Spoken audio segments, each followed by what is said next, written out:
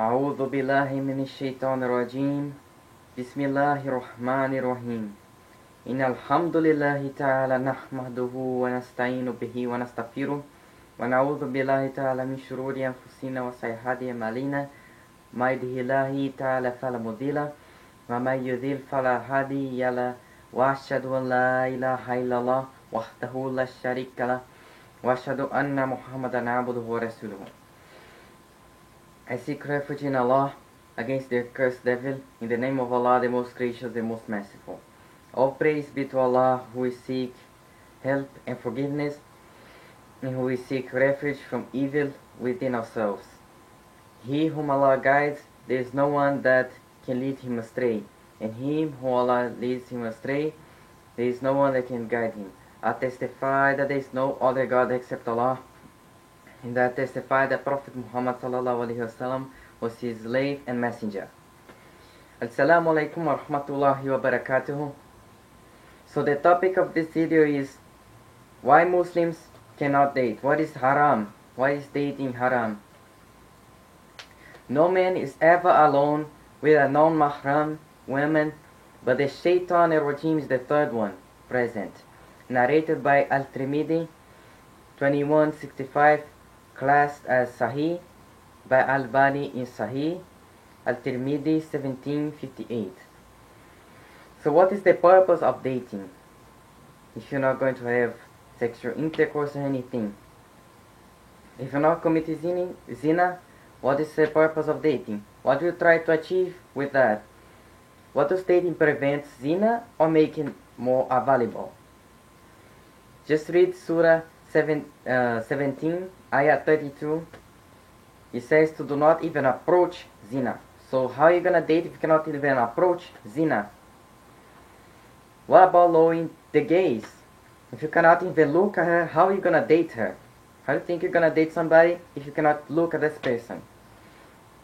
You can't shake hands with the opposite sex. How are you going to date someone if you cannot touch the person?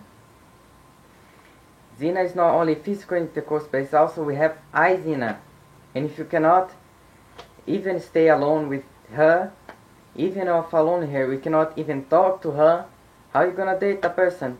If you cannot talk to that person, if you're alone, you cannot even be alone with that person, how are you going to date that person? Ibn Abbas, may Allah be pleased with both, said, I have never heard any better definition of small faults.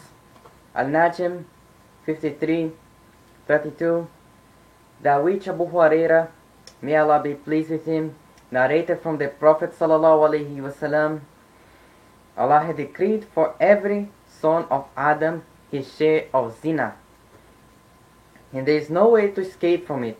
The zina of the eye is a glance. The zina of the tongue is speaking. The zina of the mind is wishing and hoping. Then the private part either acts upon this or he does not. Reported by Al-Bukhari 1126, Muslim 42046. So if you cannot even wish that person, how are you gonna date that person? So dating is really haram in Islam because you cannot even wish that person. You cannot approach zina, as Surah 17 Ayah 32 says. So what is the solution for this?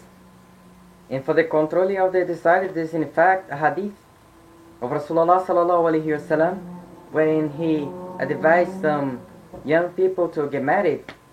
If they could not marry, to fast, which they would be weakened by the sexual desires. The problem we're talking about is greater. Parents are not allowing children to get married young. When they are young, they have more sexual desires, so they should get married while they're young. And not wait until they commit zina, because the sexual desires, the shaitan keep tempting about that. So you have to get married while you're young, because the best time for a woman to have children is when she's young, and the best time to get married is while you're young. Not waiting till the person commits zina. You have to marry while you're young. Because you're getting crazy if you're trying to tell me that the best age for a woman to have a kid to have children is at 30 or 50. You're going crazy if you're thinking like that. So this is the solution, is to get married. May Allah subhanahu wa ta'ala give us hidayah. Assalamu alaikum wa rahmatullahi wa barakatuh.